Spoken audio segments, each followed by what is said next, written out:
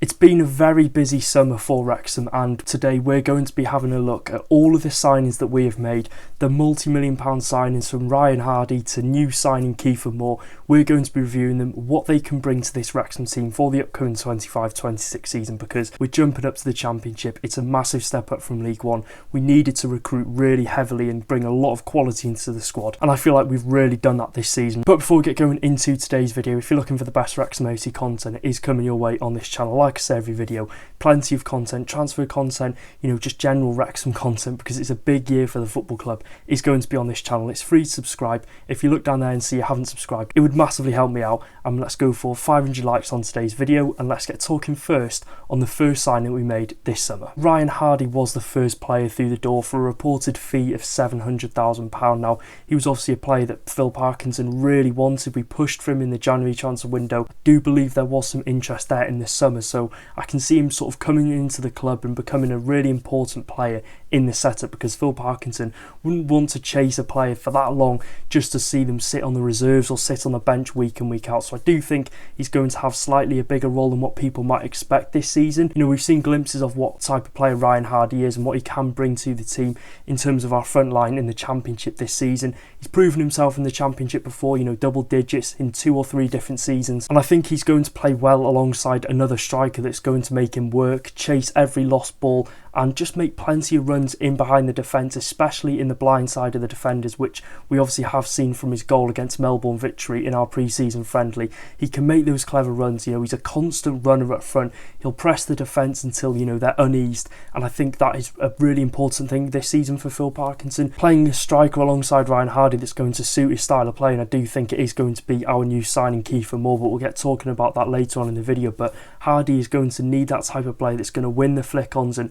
just create those chances for him to chase on to, like I said, every lost cause, every lost ball, make the runs in behind the defence, because that's the type of striker he is. And if we bring him into the club and sort of don't use his potential to the max, then I think it could be a bit of a waste of a signing, because I do think the potential is there for Hardy to be one of our best strikers this season. We've seen as well, he's clearly a striker that's got a good eye for goal. He's scored goals wherever he's gone in his career, and like I said, it's just about finding the right striker that works best with him up top this season. But overall, I think this is a really tidy bit of business. Danny Ward was the second player through the door. Now, Ward did actually join on a free transfer, obviously being released by recently relegated Leicester City just over a month ago, and it seems like he's settled in really well to the squad.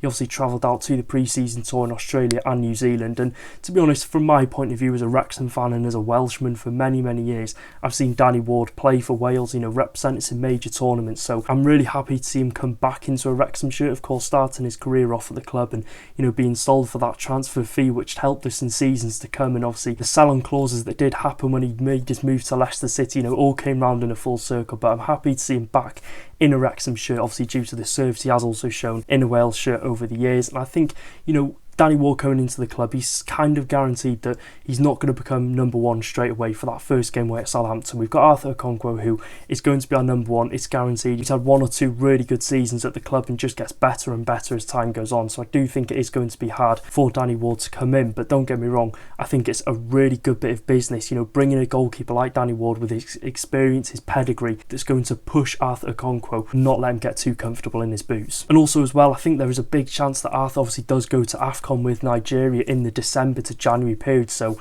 we're going to be without him for at least 7, 8, 9 different games, so we're going to need a quality replacement to fill his boots for the month that he is away. We're going to need a goalkeeper that's ready, and you're looking at the goalkeeper department. We've got 3 very good goalkeepers: Danny Ward, Callum Burton, Arthur Okonkwo. We need either Ward or Burton training really well, building up momentum, possibly playing the Carabao Cup fixtures and just really pushing for that number one spot, because it would be an even more big of a bonus if possibly Ward or Burton, more specifically because we're talking on Ward, but if Ward could come in, cement himself as number one before Arthur does go to AFCON, and I think it would be a big bonus because he's not getting jumped obviously straight into the deep end. Liberata Kakachi was obviously the next signing and the first real statement signing from Wrexham in the summer transfer window, and to be honest, I really like the look of Kakachi. We've seen him on a few different occasions in pre-season. He's a very attacking minded fullback who I'm sure as the season goes on is just going to continue to get better and better and better, and will flourish of course playing in the environment at Wrexham, obviously with the good quality players around him. It might take him,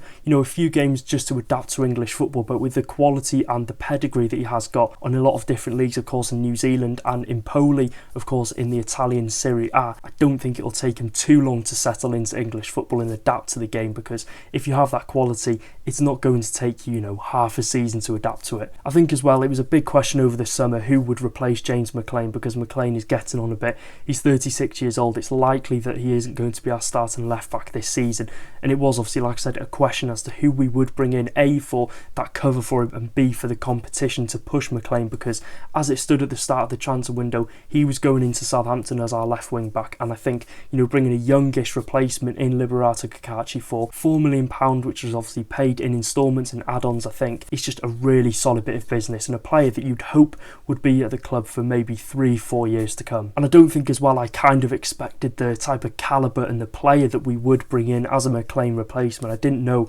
that we would obviously fish into the international markets and bring a young player that's had some really promising seasons over there, who had interest from higher up clubs. I didn't expect that route that Wrexham were going to go down, but we've got him in. It's a massive statement signing, very promising, and hopefully an investment that does come off in the years to come for this football club. I expect a lot from Kakachi this season, of course, coming in for the price tag, coming in with the potential. He's going to have a good cross on him, whether it be on obviously the crosses, the pullbacks onto the edge of the box. If we've got the strikers there who have that good knowledge and that good IQ obviously to pull away from the defence, Kakachi will see it, and I'm sure we'll see a lot of assists to his name this season. George Thomasson was the next player through the door, I think just a day after Liberata Kakachi, and we're yet to see Thomasson in action in a Wrexham shirt just yet, but I think it's an addition that I really like the look of. You're looking at Thomasson as a player, 24 years old, plenty of experience gained at still a very young age of his career, of course, with Bolton Wanderers. He spent a good 4 or 5 years there at the club, and as time goes on, he was making 20 appearances first season, 25, and then the past 2 seasons under Ian Evatt, he was gaining like 50 appearances a season, captaining the side, nearly captaining them to obviously that championship promotion. He obviously hasn't got the best reputation from Bolton Wanderers fans, but they're saying it was due to the fact that he was in an environment where he wouldn't have really progressed and developed into a better player, but him taking that step up, they think will hopefully do in the world of good, and I think it will as well. Obviously, being 24 years old, there's still really a lot of room to improve, and I think possibly there is still obviously not the best version of George Thomasson to be seen yet. We're bringing in a midfielder that's got a really strong work ethic, and I don't think he's the type of player that's going to just comfortably sit back and watch the midfielders do the job from the bench. I do think he's going to be a player that's not going to let them get too comfortable in their boots. He'll be a hard worker in training, I can imagine, of course, with the intensity and the tempo. At such a young age, he's going to be pushing and pushing and pushing, knocking on Phil Parkinson's door to be a starter this season, because Parky's obviously seen something in Thomasson that he do believes can become a central midfielder in that starting 11 in the Championship for Wrexham this season. And I think, like I said, it was clear that Thomasson needed a fresh environment to continue developing as a player, and I think Wrexham, and like I said, the squad, the type of personalities we do have here, and this coaching staff, the fans, I do think this could be a really good fit for Thomasson. Josh Windas now, a signing I'm really excited about, and what we saw against FC Groningen on the weekend from Windas, it looks as if he could be an absolute bargain on a free transfer for us this season. And obviously I've questioned before where I do think Josh Windas will play in this Wrexham setup, and I think it is clear that Phil Parkinson will go into that opening game of the season and play him in that front two, but Windas will be utilised as sort of that player that plays a slightly deeper role, that striker that will come in, drop deep, and obviously get the ball under control, and obviously look for the channels, the left wing back, the right wing back, and sort of get that creative side out to him, because I think he is going to need that. He's a really good assister, of course. We've seen last season he can create plenty of chances as well as scoring goals. He's got a great eye for goal. We saw that incredible first time volley finish on the weekend, so that could be a sign of things to come from Josh Windas in a Wrexham shirt. And I think as well, you just look at a player in Josh Windas, he's obviously got that confidence, which I think is going to be really, really vital. Of course, Wrexham, I say it every video,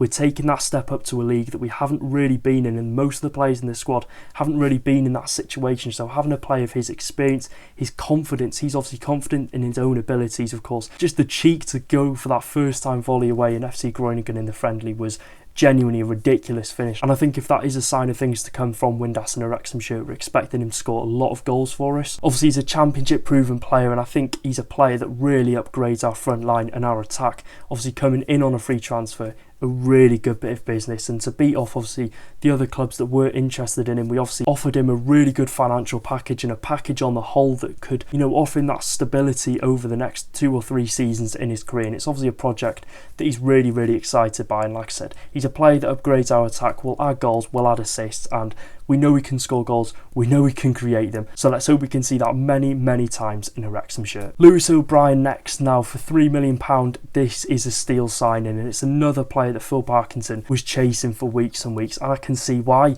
I think he's going to be the difference in quality in our midfield this season. Of course, we've brought 2 or 3 different midfielders in, but I think it's Lewis O'Brien that will really take our midfield from a League One quality last season to a Championship quality this year. And I think we're going to look back, obviously, as time goes on this season and think, we got a really big bargain in O'Brien for £3 million.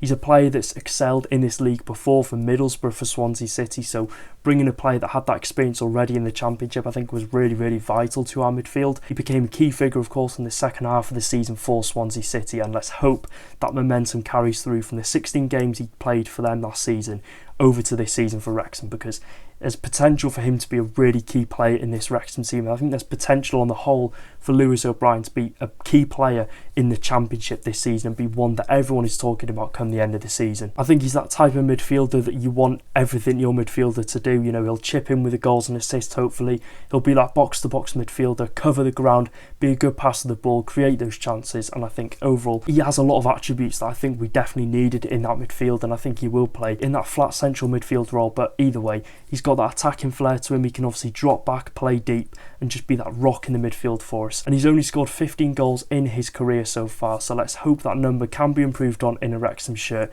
And I'm really excited to see him play for the first time in person away at Southampton. Cody now, he speaks incredibly well in his interview. If you haven't watched it already, go over to the Wrexham YouTube channel because he speaks really well, and I think having watched that interview, he's going to be a key player for Wrexham on and off the pitch, and I can really see why Phil Parkinson has gone in for him due to just the character that he is. I think he'll be a great ambassador for the football club. 32 years old, plenty of Premier League and Championship experience under his belt, and not to forget obviously on the international stage and played in Europe before for Wolverhampton Wanderers, so bringing that calibre of player into the squad will be really vital, and he'll be a great mentor as well, I think, for the younger players in the squad, and I think we'll appreciate Cody's presence in this team this season as time goes on, because we're bringing a really good quality player still, obviously, like I said, with the experience he's got, as well as being just a really calm head at the back for Max Cleworth, Lewis Brunt. He'll be a great mentor for them, and he'll hopefully obviously make them comfortable in their boots, because it's a big step up for those two. But on the whole, I think obviously it's a fresh start for Cody. He's not had the best reputation at Leicester, but it's a fresh start. It's a good environment. The fans will get behind him, and let's hope we can see the best version of Cody in a Wrexham shirt. Kefir Moore, now our latest summer signing, announced yesterday. Now, after watching a friendly a few days ago, obviously away at FC Groningen in the Netherlands, it's fair to say Kefir Moore is going to fit this system perfectly this season. There'll be plenty of long balls played. We were watching that friendly and we were playing long balls up to Ryan Hardy, Josh Windas. Windas did a couple of good takedowns with his chest, but 6'5" Kefir Moore is going to have an absolute field day with the amount of long balls we play, winning the flick-ons, obviously being a threat from set pieces, corners, free kicks, etc. And I think there'll be a lot of opportunities for Moore this season to hold up the ball and just do what he does best. And I think Parky will want to obviously utilise his attributes to the maximum this season, because he's a very good player. We know that. He's done it in a Wales shirt, and I can imagine on his day for Wrexham this season he's going to be a handful to defend against. So let's hope that day is every game for us this season. Obviously as well for Kefir Moore, there's plenty of Championship experience. He scored goals wherever he's gone, and I can see him really excelling in this Wrexham squad, because he's a player that obviously is going to fit this system and fit what we needed in a striker really well. So that is it for today's video. That is an overview of all of the Wrexham signings, and I cannot believe I'm talking about some of those names and the fact that they're officially Wrexham players, because they're players that I've watched on the telly for the last 4, 5, 6 years, and players I've been well aware of. So it's a really special time to be a Wrexham fan. Let me know in the comment section down below who you think the best signing of the summer transfer window has been so far, and until the next video, take care guys, up the town.